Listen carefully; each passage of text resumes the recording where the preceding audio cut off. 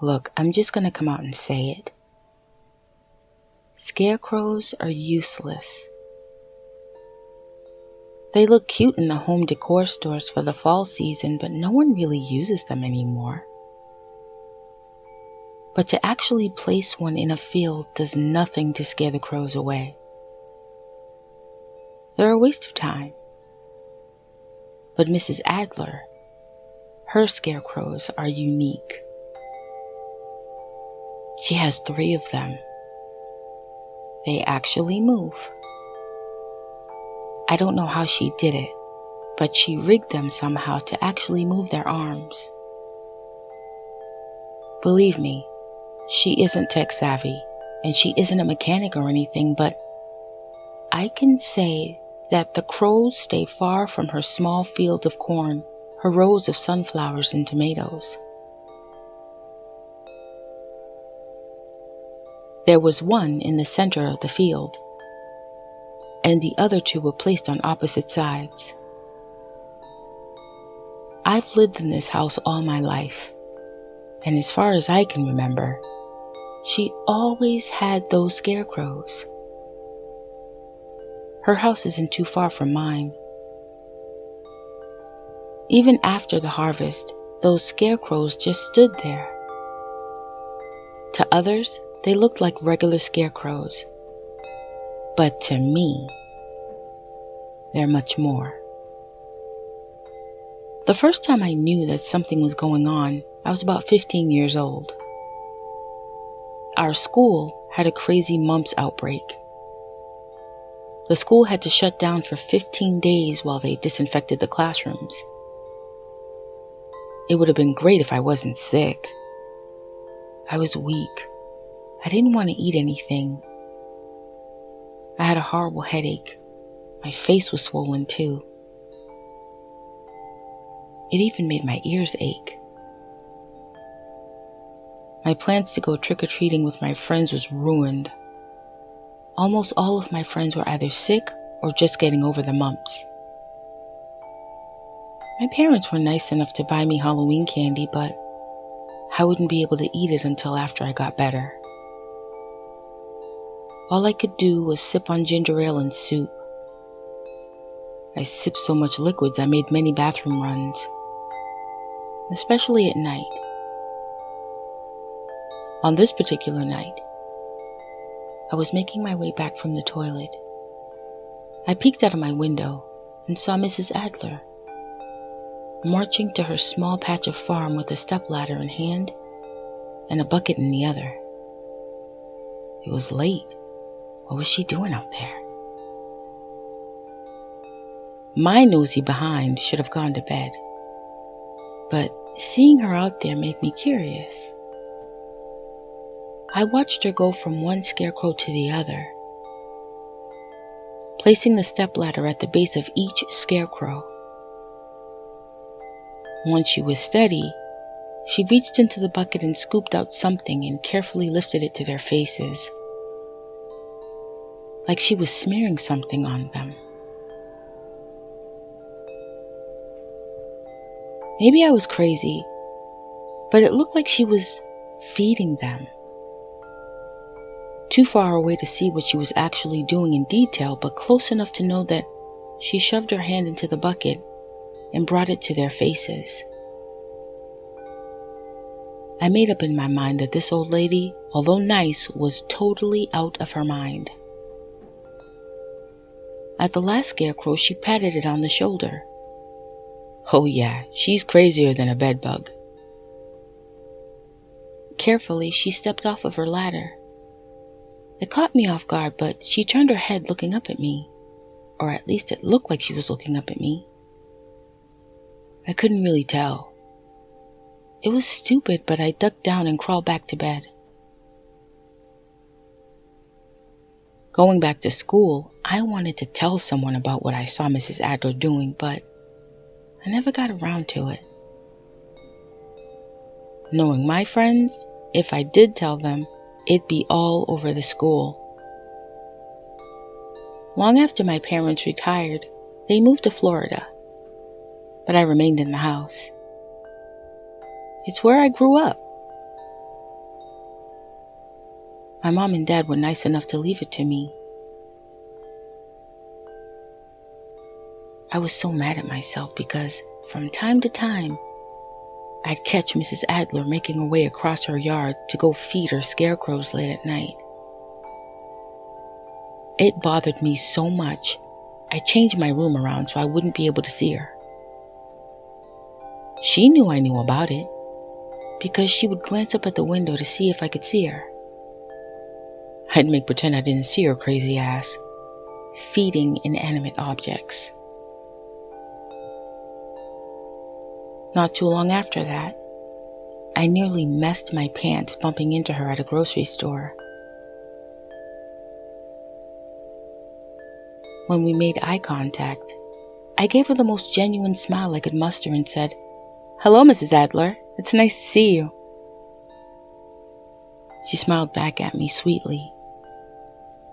You ever encounter someone who just doesn't look genuine when they smile? They usually do something stupid like smile without their eyes or crinkle their eyes into 2 tiny half-moon slits. That's how she looked, smiling at me. She asked me how I was doing and I told her everything was okay. I was trying to wrap up the encounter when she asked, "Would you be so kind as to join me for lunch this Sunday?"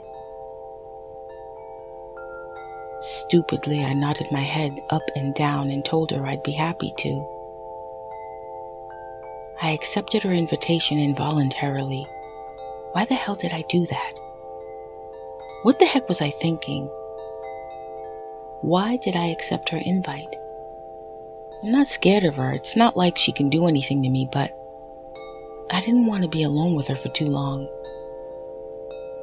Usually, I complain about the week being so long and drawn out, but time seemed to be going at warp speed to the weekend. There was no light good enough to conjure up to decline the invite. I already said yes.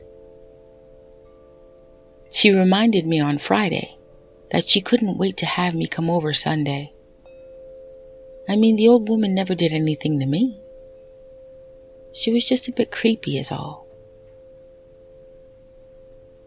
Sunday morning I began drinking wine. I guess you could call it liquid courage. I needed it to go to her house for lunch. Mama always told me that when someone invites you over for a meal, you bring something. So I decided to make a banana pudding pie. It was one of those non-baked pies that came out really good.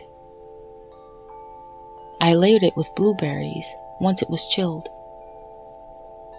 As I walked over to her house, I felt like the scarecrows were watching me. Weird, right? Well, she was feeding them. If anyone else saw what I saw, they'd feel the same. I compared it to children feeding a doll or a stuffed animal with real food. Maybe she had Alzheimer's or the onset of dementia. I hope not. I don't want to have lunch and find cockroaches in my plate or something. When I got to her place, I knocked on the door. She came to the door and let me in. I handed her the pie. "Oh, thank you, dear. This looks so nice. Have a seat. Lunch is almost ready. I hope you like fried chicken." As a matter of fact, I do. She led me to her kitchen, which was tidy and bright.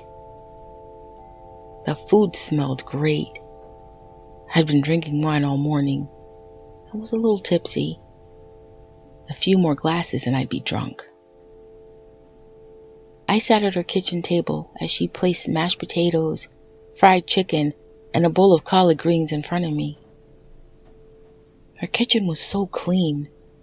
I guess it was safe to eat. I was pleasantly surprised. Lunch was delicious. She asked me about my parents. We talked about where she was from and how she ended up buying the house with her late husband. She was nicer than I thought. Maybe what I saw that night was a misunderstanding. She then invited me to sit out on the front porch with her. I did everything I could not to look at those blasted scarecrows, but I couldn't avoid it, even if I tried. I talked about everything other than her garden or scarecrows. I even had the nerve to mention this man I really liked, and hoped it would turn into something more serious, making sure to ask questions that would lead to a long drawn-out answer. So I asked her, "So what do you think I should do, Mrs. Adler? Should I hold out or move on?" She laughed softly. "Oh, if he doesn't scoop you up and marry you, he is a fool, and he'll regret it for the rest of his life." That made me smile. Wow, she was so sweet. She tilted her head, staring at me. "You're smart, you know. Your parents did a fine job with you. Never disrespectful, always polite and quiet." My smile stayed plastered on my face. It was coming. The conversation about the scarecrows was coming, but here I am, trapped in an endless Cupid doll smile. I thought for sure that night, when you saw me, that all of your friends would come round here looking to check on my boys. Interrupting her was not my intent, but I needed clarification, so I said, "Ma'am?" "Oh, don't you go act like you don't know what I'm talking about. You saw me, and I saw you. Feeding my soldiers out there." Me sitting there still smiling. "Ma'am?" She leaned in and stopped smiling. "Girl, stop. Don't go messing up what I think about you, trying to avoid the conversation. That's why I invited you over here. Them boys are up there for a reason, and they don't come down until they fall to dust."